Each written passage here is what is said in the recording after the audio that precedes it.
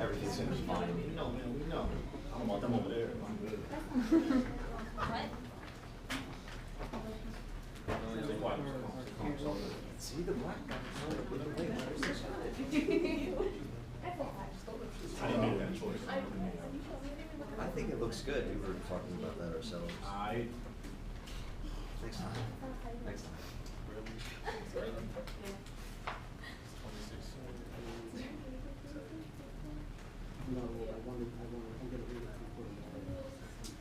My friends, good afternoon, and thank you for being in attendance to our presentation. Today, we'll be covering recruiting with myself, Wayne Sellers, Angela Zarino, Christina Kushak, thank you, Rachel Goldstein, and Andre Martin. So today we're going to go over a few things about recruiting. This is the presentation layout. I myself will be covering the introduction in life as a recruiter. Angela will be covering internet recruiting. Christina will be covering job posting. Rachel will be covering internal versus external recruiting. And Andre will round it off at the end with company image. So we ask ourselves, what is recruiting? Recruiting is the discipline within human resources management that actively deals with locating, reviewing, screening, and selecting high caliber candidates for organizations. So basically, they're the people who simply go out and find the right people for the right jobs. So, why do organizations need recruiters? Recruiters serve a very special purpose in their organization, in HR specifically.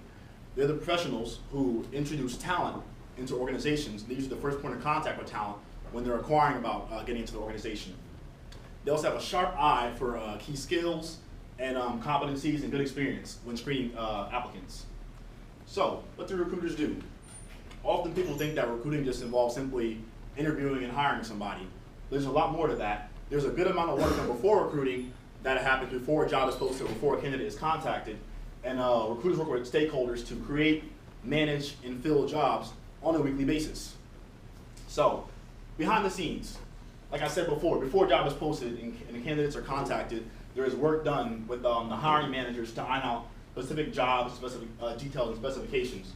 So usually when a recruiter works with a hiring manager, they'll kind of go over what skills and experience they want, must have versus nice to have skills, what kind of job duties should go to the top and so forth. So there's a little more to recruiting though. So usually when companies receive a lot of applications for one job, they'll kind of want to do some more research on their own. And this is where sourcers come in. Sourcers are recruiters who are tasked with going through different networks to find and find people that belong to a certain group or finding individuals.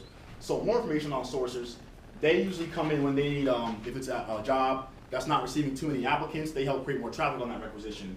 They're skilled in maneuvering through different networks to find qualified candidates. And some examples that sources will look for is top pharma sales professionals or the VP of managed markets at a pharmaceutical company to kind of find those high-level jobs for candidates for jobs. So kind of the first step is the phone screen. This is a simple phone call, usually a half hour, not too more, not too less.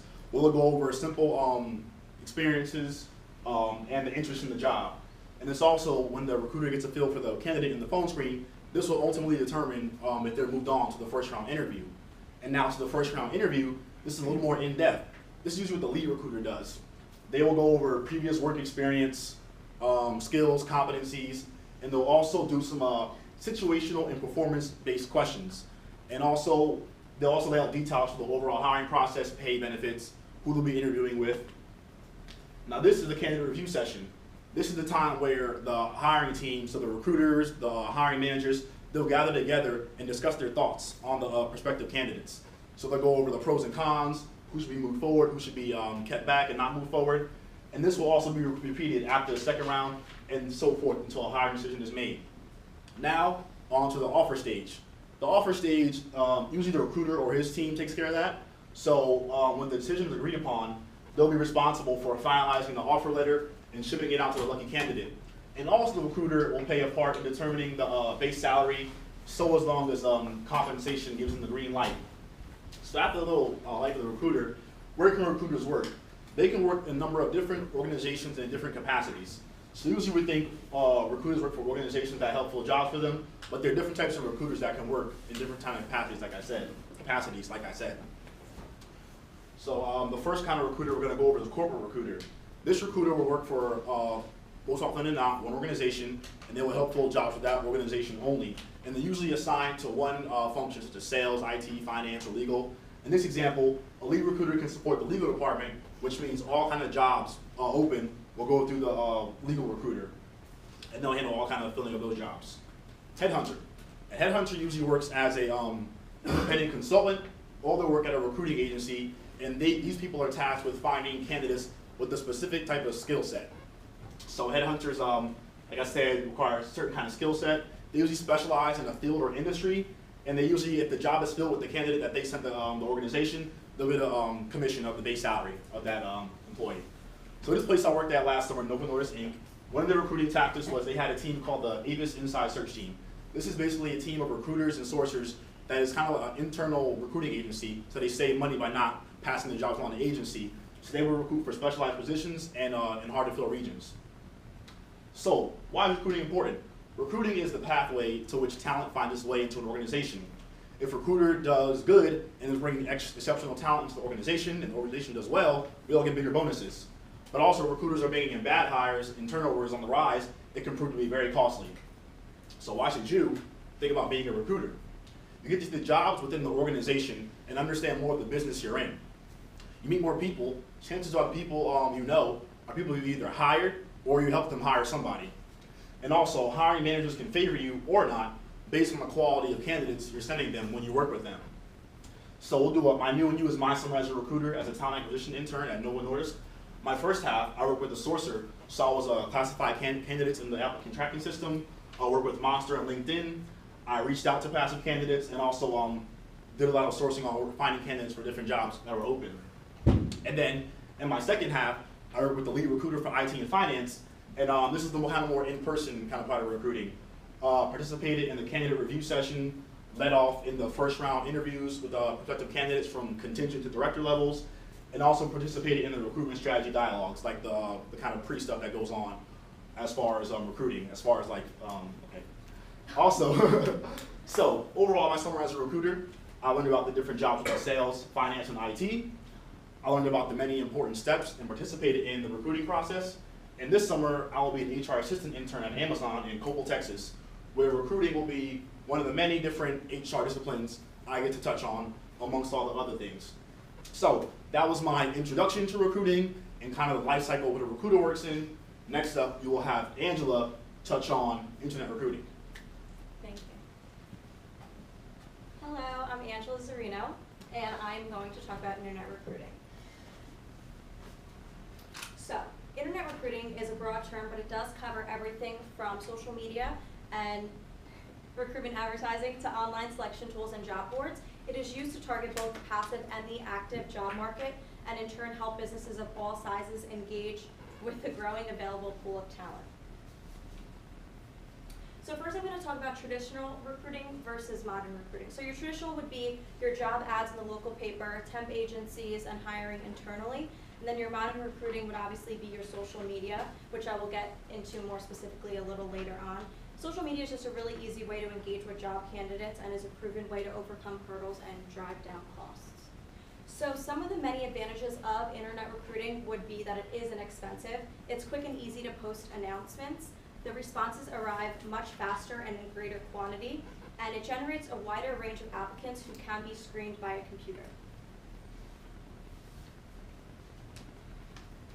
Some of the disadvantages, though, would be that it does create additional work for the HR staff. There is going to be more to manage in terms of posting, and the software that's needed to track the applicants may be expensive. And then also, some of the applicants that are applying to these jobs might not be qualified.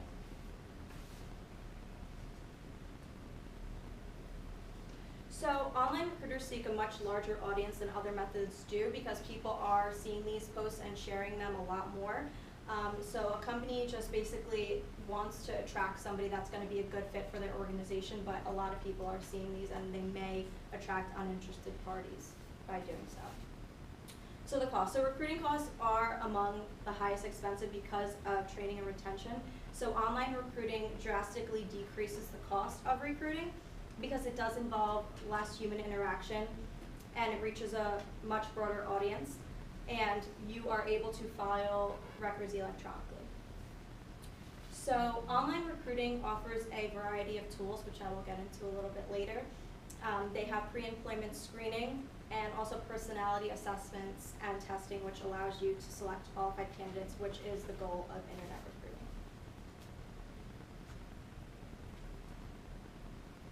So a few strengths. So like I said before, it does drive down the cost, but it drives down the cost by as much as 50%. So hiring employers can conveniently pull up an applicant's online personality without having to meet them face to face, which obviously saves them a lot of time, and they can see if this person is going to be a good fit. So obviously a weakness would be like the unfavorable results if a wrong candidate is chosen. So if they choose somebody that is not going to be a good fit for their company, they're going to have to start all over again, because they are casting a wider net for hiring, so the business might actually be exposing itself too far. So the strengths. There are proven high hiring numbers from online recruiting, and it offers a faster recruiting cycle than many other traditional methods do. And like I said before, one threat would be the incompatibility. If somebody's just not a good fit, they're just going to have to start over again. So selection tools. Online recruitment also offers a number of selection tools to help you draw up an effective shortlist and reduce your time to hire. So one selection tool would be online skills tests, which assess candidates according to job function or skill set. And then also your online video interviews, which are going to remove the need for first round telephone interviews. And then we have the last one, which is applicant tracking system, which Wayne talks about before, ATS.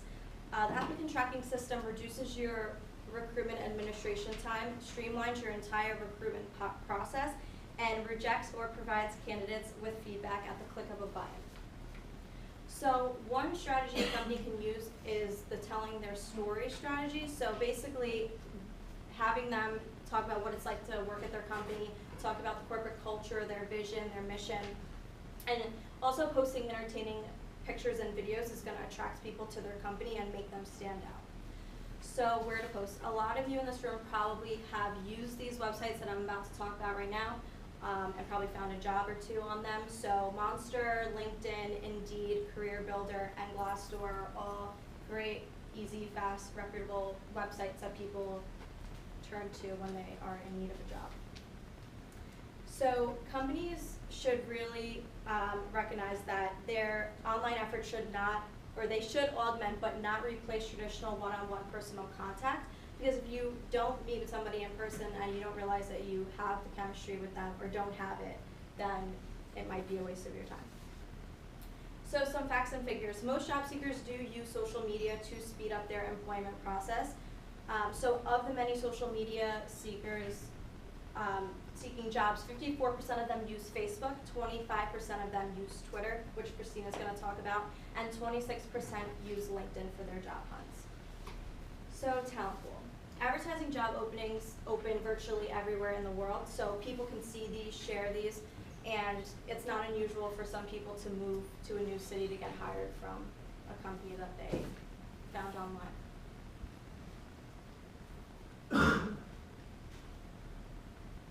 So my experience, earlier this year I went on LinkedIn to find an HR summer internship, and I came across a company that I've heard of before, PVH Corp.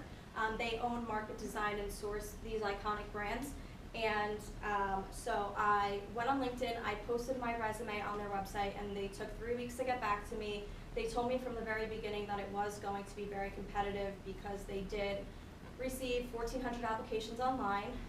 So I had 4 rounds of interviews. My first one was on the phone, my second one was in person, my third was video, and then my fourth was in person as well.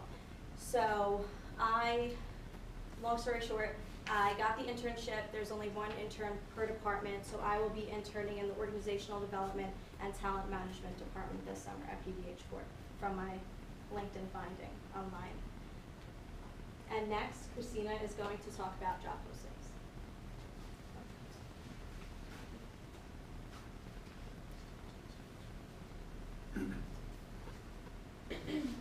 Well, I'm Christina. I'm going to talk about job posting.